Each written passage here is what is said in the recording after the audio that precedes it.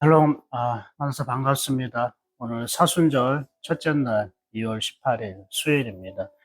명절 연휴 잘 보내고 계십니까? 저도 오래간만에 가족들과 함께 교제 나누고 식사도 하고, 그러면서 어, 쉬는 시간을 좀 갖고 있고요. 어, 오늘부터 시작되는 사순절 말씀을 통해서요. 우리가 더 주님께 더 가까이, 날마다 더 가까이 갔으면 좋겠습니다.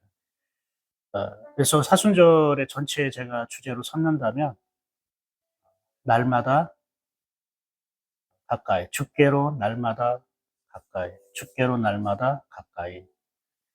40일 동안 우리가 그런 마음을 가지고 이사야서, 그리고 신약 성경 통독, 어, 그리고 말씀 채워넣는 그런 세 가지 경건 훈련을 위한 이 세 가지 영성 프로그램을, 훈련을 우리가 잘 함께 걸어갔으면 좋겠습니다. 여러분에게 저는 신앙적인 유익, 주님과의 관계에서 유익될 만한 것들을 생각하면서 이러한 것들을 계획했으니까 저에게 그런 감동이나 마음을 주신 하나님을 생각하면서요, 함께 우리가 걸어갔으면 좋겠습니다.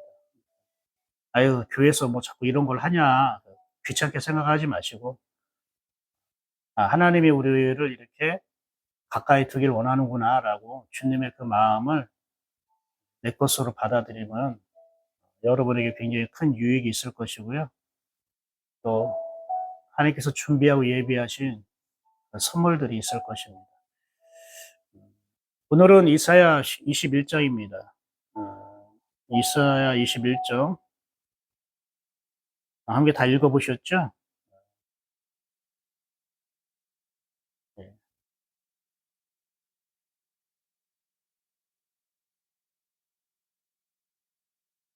이사야 21장. 이 이사야 21장은요, 어떠한 그 말씀이냐면, 바벨론이 멸망할 것이다. 그리고 11절 보면 두마가 멸망할 것이다. 13절 아라비아가 멸망할 것이다. 이렇게 세 여러 나라에 대한 멸망에 대한 이야기, 심판에 대한 이야기예요. 그런데 이 나라가 공통점이 뭐냐면 이스라엘 백성을 괴롭혔던 나라들이었다는 것입니다.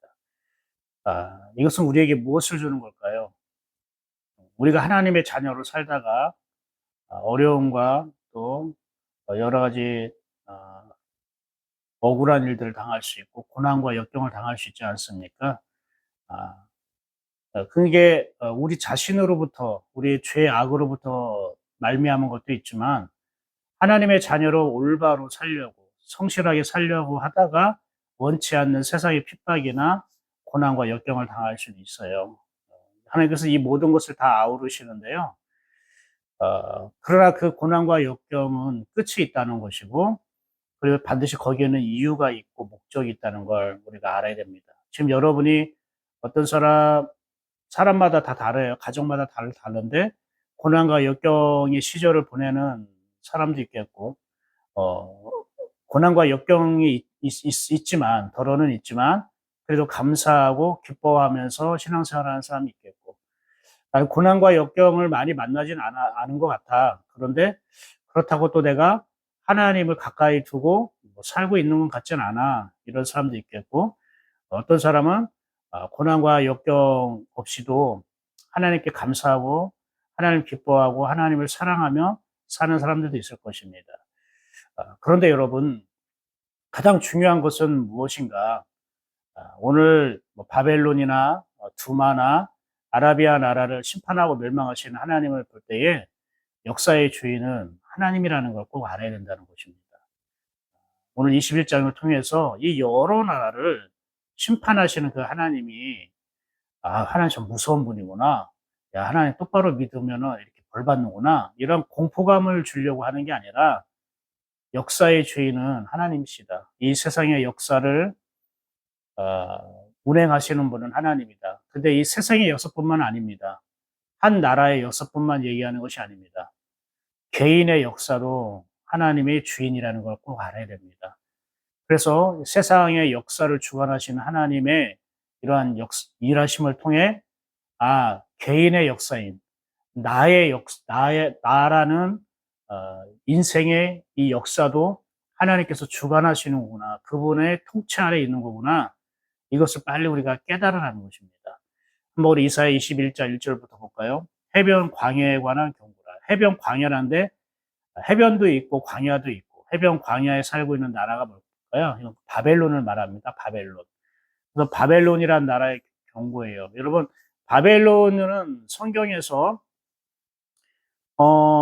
이스라엘 백성을 70년 동안 포로로 삼았던 나라이기도 합니다. 근데 이 바벨론이 어떻게 아수르를 멸망시켰죠. 아수르가 굉장히 강한 국가였는데 이 바벨론이 등장하고 아수르를 멸망시킵니다. 근데 이 바벨론이 또 바벨론 끝나지 않고 바벨론이 또 페르시아라는 나라에 의해서 또 멸망을 당하게 됩니다.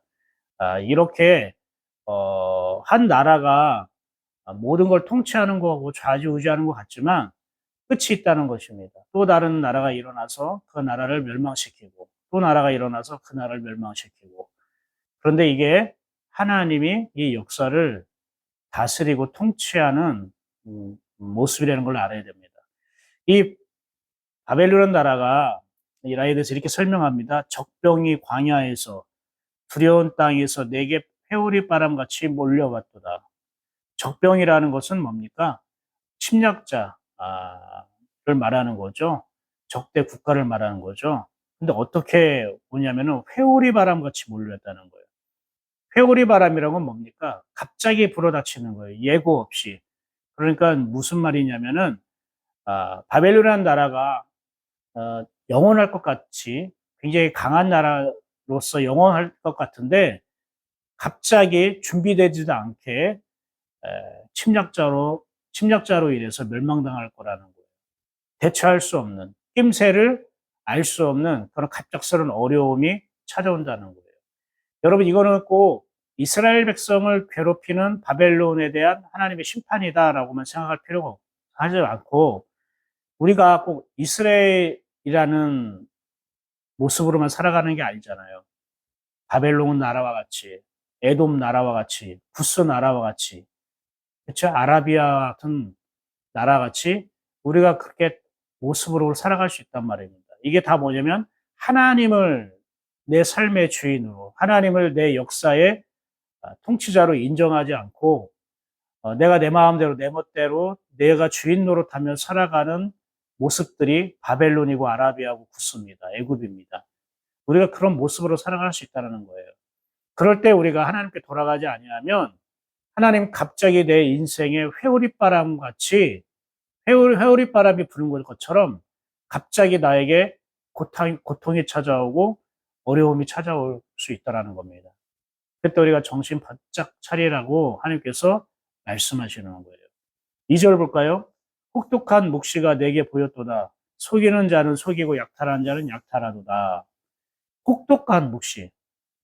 다른 표준 세번역에는 아주 끔찍한 묵시다, 계시다라고 얘기 있어요.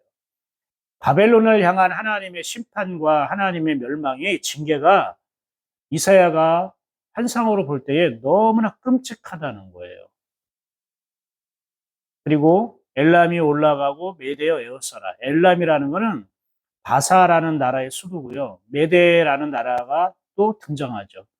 엘람과 메대 이 두 나라를 언급하는 것은 이 두 나라가 나중에 합해지는데 이게 바로 페르시아 제국이 됩니다.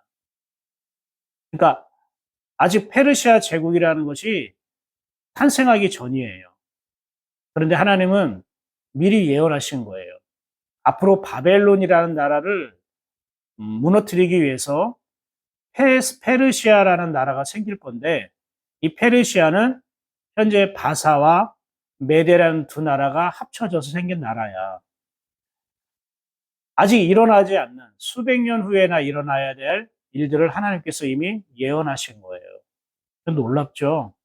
그러니까 이 세상의 통치는요, 이 세상의 역사의 주인공은 하나님이라는 거예요. 우리는 우리나라가 앞으로 몇십 년 동안, 몇십 년 후에, 몇백 년 후에 어떻게 될지 몰라요. 미국이나 러시아나 중국이나 일본이라는 나라가 앞으로 몇백 년 후에 어떻게 변화될지 몰라요. 근데 하나님이 이미 다 알고 계시다는 거예요. 그렇기 때문에 우리가 이 땅 가운데에 우리나라에서 이 땅 가운데 우리가 이 사회에서 살아갈 때 가장 잘 사는 방법이 뭡니까? 이 세상 풍조와 이 세상의 기류를 따라가는 게 아니라 하나님의 말씀을 따라가는 거예요. 왜요? 우리나라든 우리 사회든 세계 어느 나라든 하나님의 말씀대로 되어지기 때문에 그렇습니다. 당장에 보이지 않고 당장에 손에 잡히지 않고 당장에 어떠한 확신이 있진 않아도요. 이 세상이나 이 나라나 그리고 우리 개인의 역사는 반드시 하나님의 통치 아래 있는 것입니다. 여러분 이럴 때에 우리가요. 인생 살아가는 그러한 두려움과 불안으로부터 떨쳐버릴 수가 있는 거예요. 아, 하나님의 통치 아래 있는 거구나. 내 인생은 하나님의 통치 아래 있는 거구나. 우리 가정은 하나님의 섭리 안에 있는 거구나. 여러분, 하나님의 통치 안에 섭리의 목적은 무엇입니까? 우리가 복된 거예요. 우리가 형통하게 사는 거예요. 우리가 행복하게 살아가는 거예요. 저 주님과 함께 동행하는 거예요. 하나님의 은혜를 누리고 사는 거고, 하나님을 기뻐하며 살아가는 게 하나님의 통치와 섭리의 최종적인 목적이고 방향이에요. 그러니까 우리가 내가 내 인생을 위해서, 우리 가정을 위해서, 자녀를 위해서 어떤 계획과 어떤 뜻을 품고 있을지 모르겠지만, 이 하나님의 통치와 하나님의 섭리를 벗어날 수 없다는 걸 알고 그분의 통치를 인정하고 하나님, 지금부터라도 내 인생, 내 개인의 인생을 다스려 주시옵소서. 하나님, 우리 가정을 하나님께서 통치해 주시고 하나님의 섭리대로 이끌어 주옵소서라고 하나님께 내어 맡기는 그것이 가장 안전하고 복되고 가장 바르게 걸어가는 겁니다. 내가 앞으로 어떻게 걸어야 할지 인생의 방향과 목적, 가정을 향한 방향과 목적이 아직 설정되지 않거나 아직 두렵거나 불안하다고 생각하는 분들이 있습니까? 하나님의 통치 안에 있는 거예요. 하나님의 섭리 안에 나와 내 가정과 이 땅의 모든 나라들이 있는 것입니다. 그 성경은 계속 이사야를 통해서 그걸 우리에게 보여주고 있는 것입니다. 혹독한 묵시라는 것은 감당할 수 없는 거예요. 인간의 힘으로는 버텨낼 수 없고 아무리 내가 준비하고 대비한다 하더라도 이 하나님이 다스리는 심판 앞에서는 우리가 늦가을의 낙엽처럼 우수수 떨어질 수밖에 없다는 것입니다.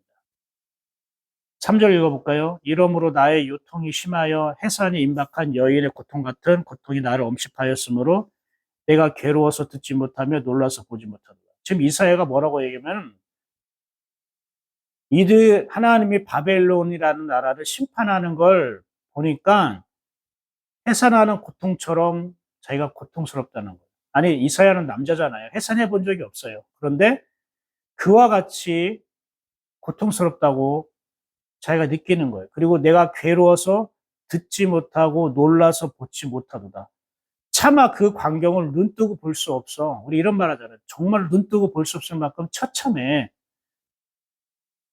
하나님이 한 나라를 무너뜨릴 때는 이렇게 아주 처참하게 무너뜨리신다는 거예요.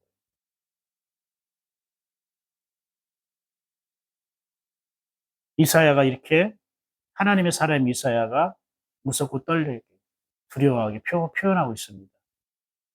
이스라엘이라는 나라를 괴롭히고 고통을 주는 이 바벨론을 심판하는 것은 어쩌면은 이사야 입장에서는 아, 잘 됐다. 우리나라를 이렇게 괴롭히더니, 우리 이렇게 못살게 굴더니, 우리 하나님한테 쓴맛을 보니까, 아, 잘 됐다. 아, 이렇게 얘기할 수도 있지 않습니까? 근데 오히려 그 모습이 도저히 눈 뜨고 쳐다볼 수 없을 만큼 끔찍하더라라고 고백하고 있는 거예요. 그러면서 내 마음이 어지럽고 두려움이 나를 놀라게 하며 희망의 서광이 변하여 내게 떨림이 되도다. 오히려 희망조차 찾아볼 수 없는 그런 하나님의 무시무시한 징계가 심판이 있더라는 것입니다. 그러면서 지금 이사야가 굉장히 중요한 고백을 하게 돼요. 10절 볼까요? 10절. 내가 짓밟은 너요. 내가 타작한 너요. 내가 이스라엘의 하나님 만군의 여호와께 들은 대로 너희에게 전하였노라.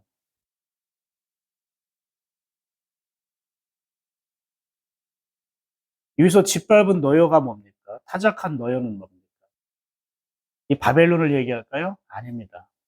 여기서 하나님이 짓밟고 타작했다는 건 바로 이스라엘을 말합니다. 어떻게 해요?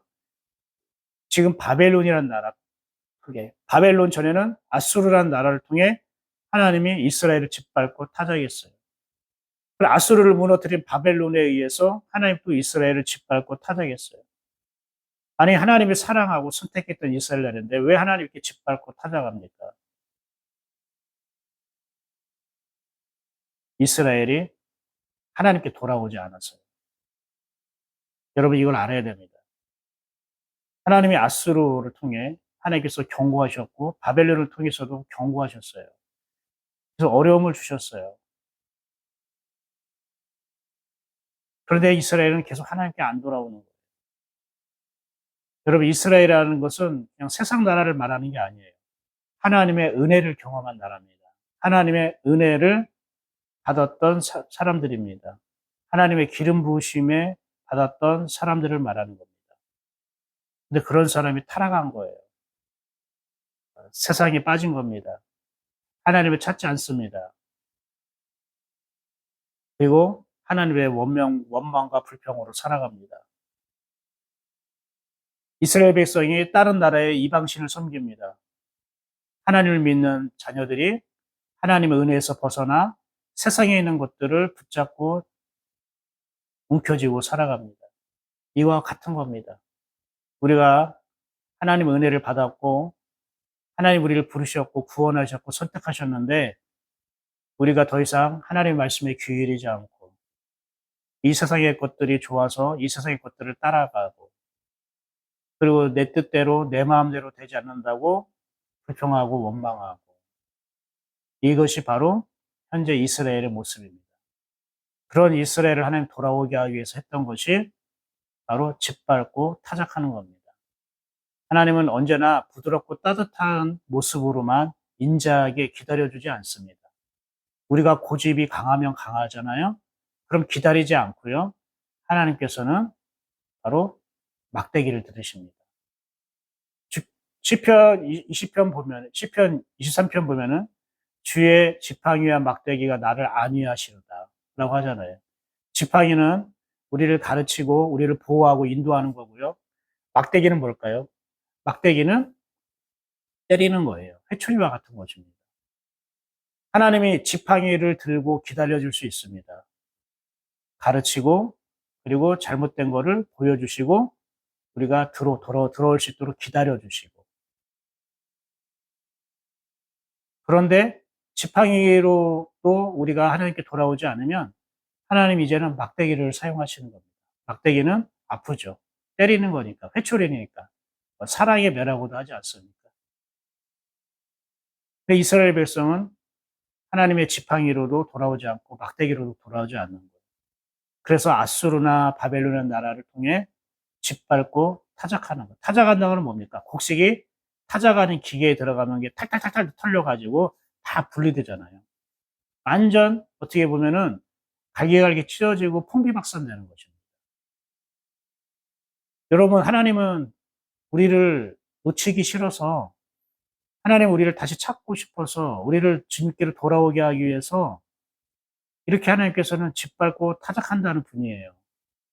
내가 이전까지 만났던 하나님과 다를 수 있습니까? 아닙니다. 이런 것을 경험하는 사람들이 있어요. 그래서 여러분 이런 하나님께서 이렇게 우리를 다루실 때는요. 빨리 주께로 돌아와야 됩니다. 빨리 주께로 돌아야 됩니다. 하나님의 우리를 하나님께서 지키시고 보호하고 하나님께서 우리에게 은혜를 주시기 위해서 하는 방법이 여러 가지가 있다는 걸 알았으면 좋겠습니다. 그런데 여러분, 이 하나님은 역사의 주인이시고 역사를 다스려 통치하신다고 있잖아요. 근데 하나님이 단독적으로 그런 일을 하실까요? 아니라는 거예요. 하나님은 사람을 통해서 역사를 이끌어 나간다는 거예요. 여러분, 이게 굉장히 중요합니다. 하나님은 사람을 통해서 역사의 주인이 누군가, 이 역사를 통치하는 분이 누구인가를 보여주십니다. 사람을 통해서요. 그러니 우리가 어떤 사람을 만나서 하나님께 더 가까이 갈 수도 있고, 영적으로 유익을 받을 수 있고, 영적으로 성장할 수 있는 기회가 됩니다. 어떤 사람을 통해서. 근데 어떤 사람을 만나서, 어떤 사람을 통해서는 내가 어떻게 해요? 더 어려워지고, 내가 더 고난을 당하고, 내가 더 압박을 받고, 내가 더 괴로워지고, 그럴 수 있다는 것입니다. 근데 그게 다 하나님께서 하시는 일이라는 걸 알아야 돼요. 오늘 말씀을 우리가 정리하면요. 여기에 보면은 11절에는 두마에 관한 경고인데 이거는 에돔 나라를 말하는 거예요. 에돔은 뭐죠? 야곱의 형, 그죠? 에서가 세운 나라 아닙니까? 거기에도 하나님께서 심판하신다는 거예요. 에돔은 이스라엘과 같은 혈통이잖아요. 똑같이 아브라함의 믿음의 조상으로 섬기고 있는 나라 에돔이에요. 그런데 야곱처럼 하나님을 만나거나 하나님과 동행하는 자가 아니라 하나님 없이 스스로의 힘으로 살아가는 사람이 에돔입니다. 13절은 아라비아라고 합니다. 아라비아. 예, 아라비아는 이스라엘 백성이 광야 생활할 때에 그들을 유혹해가지고 공동체가 전체적으로 성적으로 타락하게 만든, 굉장히 이스라엘을 영적으로 위험하게 우상숭배에 빠져들인 나라이기도 합니다. 그런 나라들도 하나님께서 어떻게 해요? 심판한다는 거예요. 그 아라비아는 이스라엘 백성에게 쾌락적인 것들, 즐거워하고 달콤한 것들을 탐닉하는 것, 하나님이 심판한다는 것입니다. 에돔은요, 두마는 하나님을 믿지 않지만 나랑 가까이 있는 사람, 세상의 방식대로 살아가는 사람, 이런 사람을 내가 가까이 두는 게 있단 말입니다. 그 사람과 친하게 지내고 그 사람들의 영향력을 받고. 근데 하나님 그것도 심판하시겠다는 겁니다. 그리고 나서 17절에 이렇게 얘기합니다. 게달 자손 중 활 가진 용사의 남은 수가 적으리라 하시니라. 이스라엘의 하나님 여호와의 말씀입니다. 활 가진 용사의 남은 수가 적으리라. 활 쏘는 용사들이 있는데 그 사람들이 거의 다 소멸되고 얼마 남지 않는다는 것입니다. 활을 쏜다는 건 뭐냐면 전쟁할 때에 가장 앞장서서 싸우는 사람이기도 하고 가장 용맹스러운 사람이기도 하고, 그리고 활은 어떻게 해요? 사냥을 통해서 먹고 마는 생계를 유지하기 위해서 사냥을 함으로 인해서 생계를 유지하고 가족을 먹여 살리는 그런 역할도 하지 않습니까? 근데 그들이 점점점 줄어든다는 건 무엇입니까? 생계의 어려움을 겪을 수도 있다는 것이고, 다른 사람이, 다른 어떠한 세상이 위협할 때에 그것을 충분히 막아내거나 방비할 수 없는 상태가 일어나는 걸 말합니다. 근데 여러분, 이 게달 자손이 누구의 후손인지 아십니까? 게달은 이스마엘의 아들입니다.